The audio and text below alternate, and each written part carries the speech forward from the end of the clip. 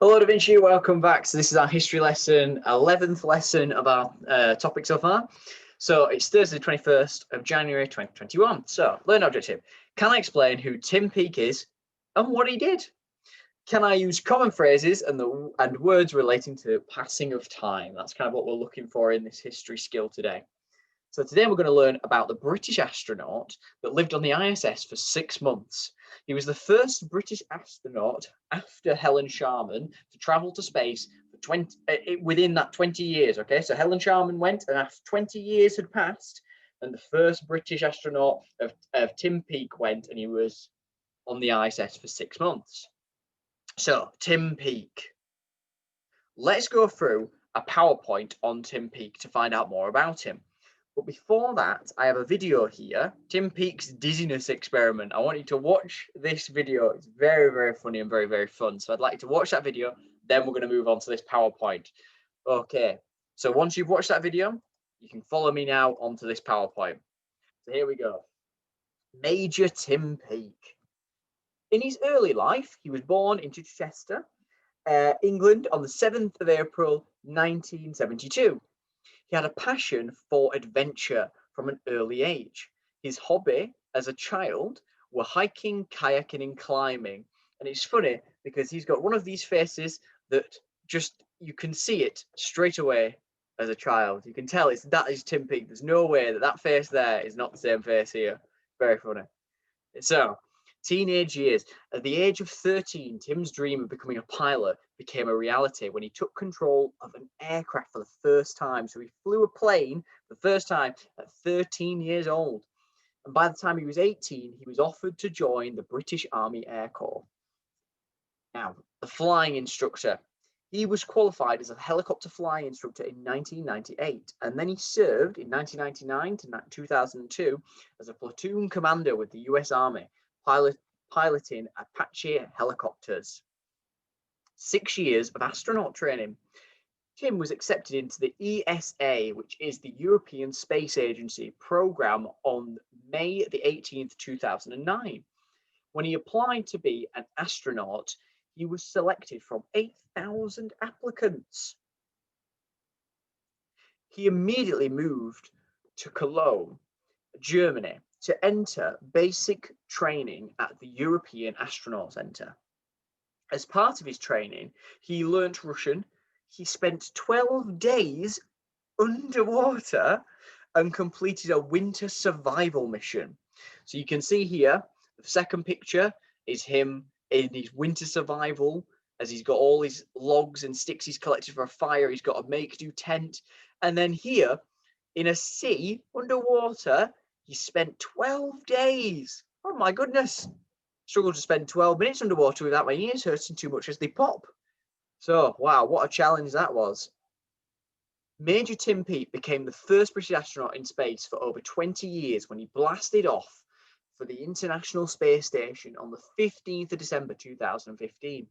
He travelled in a Russian Soyuz rocket launched from Kazakhstan. Major Tim Peake lived aboard the International Space Station for 6 months, conducting experiments in microgravity and maintaining links with schools and children on Earth. He used a gym on board to ensure that his muscles stayed strong. And there's quite a few videos of Tim Peake doing interviews while he's on the ISS with some school children.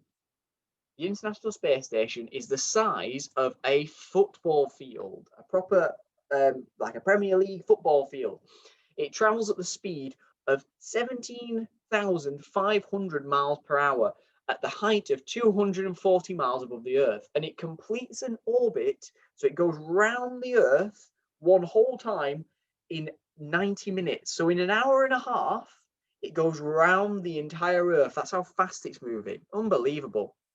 And you can see here some fantastic pictures of what it's like to be an astronaut looking down at Earth on the ISS, what ISS looks like in space. And as you can see, this one here, you see this really fast moving, it looks like a big line, but what it is, so someone's taken a picture, the ISS is moving so fast, it looks like a big light line in the sky. But what it is that's the ISS, and that's how fast it's moving. That might have only been maybe a minute picture, and it's moving so fast in the sky, as you can see, that it looks like a big line in the sky. And if there are some times when you look up at the sky at night, you can maybe see some planes, you can see the stars, but there is usually, if depending on where you are in the world, if you look overhead, you can see this light moving really, it looks like it's moving a bit slow, but it is moving so fast in the sky, and that'll be the ISS. Major Tim Peake returned to Earth on the 18th of June 2016 from a Soyuz capsule, and that's what they use. It's part of the rocket that went up. They use the rocket to then keep the capsule and they send it back down, and that's what he came back in. It reached speeds of up to 28,000 kilometers per hour, or 25 times the speed of sound. Wow. The Soyuz capsule made a bumpy touchdown as a result of high winds affecting the region of Kazakhstan where the landing site was. And here he is, just like Helen Sharma, getting lifted out of the capsule by some of the collection crew, and he's been lifted out because he might not be strong enough to walk yet. He's just entered the gravity of Earth, so he needs to be lifted out so he doesn't hurt himself. And look at him, he's smiling, his thumbs up, happy. So Major Tim Peake's first impression of Earth was that its smells were really strong. Astronauts go for a period of readjustment when they return to Earth, as their bodies get used to the withstanding the full effects of Earth's gravity once again. So as I say, when you're up in the ISS, you don't feel gravity and certain other forces that you feel on Earth as much, which means that when you return to Earth, they feel like you're really getting pushed down into the ground because of gravity.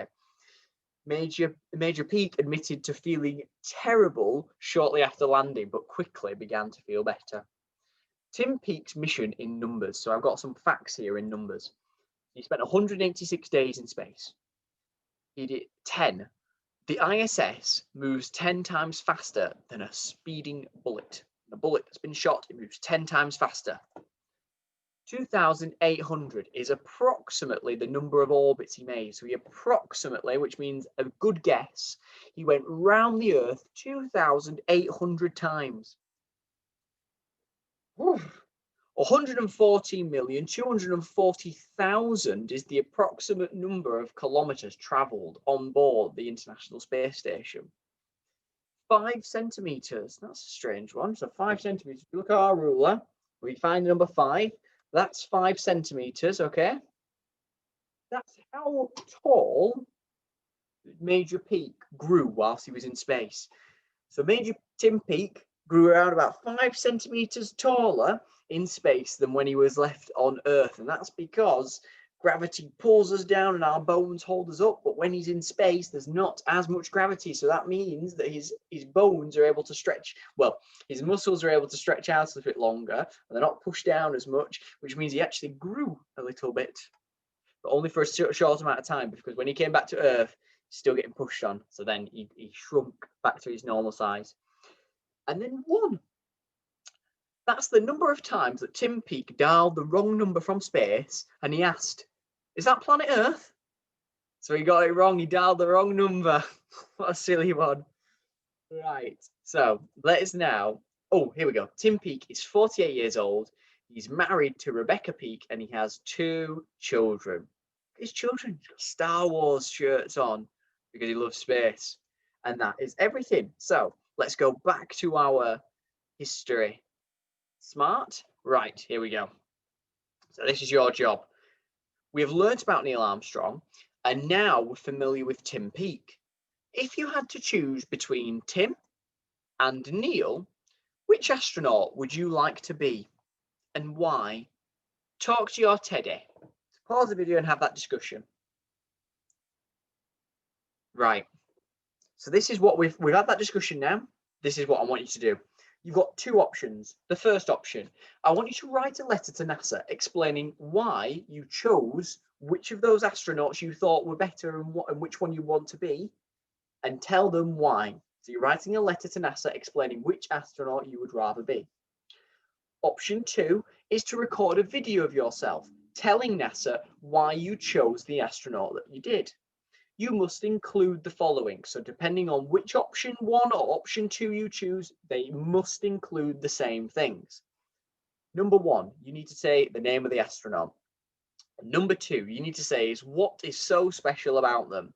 So I don't want to be hearing anyone saying, oh, I want to be Tim Peake because he went to the moon. Did Tim Peake go to the moon? You need to make sure you're really careful with your facts because you can quite easily change them and that's then going to be incorrect. Number 3, what is your favorite mission that they went on? So let's see what a good one looks like on the next page. So I've written a letter here and this is how I've started it. I've said, Dear Director of NASA, I'm writing this letter because I have been learning about space travel in history. I've learnt about Neil Armstrong being the first man on the moon and Tim Peake being the first British astronaut to live on the ISS. I would absolutely love to be just like Tim Peake. The reasons I've chosen Tim Peake is because he lived on the ISS for 6 months.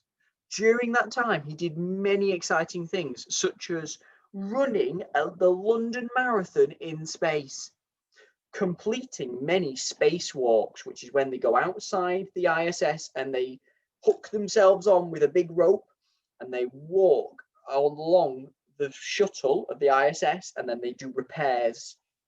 So you did lots of spacewalks, making phone calls from the ISS to Earth and carrying out lots of scientific experiments. Yours sincerely, and then I would write my name here. I sign my name, Mr Watkiss. Let's see if I can get that looking all right. Looks more like a signature than a sign. Anyway, right, so Mr Watkiss. This is my example of a letter, but I've given you the other option of creating your own video. But each one of them must include these 3 things.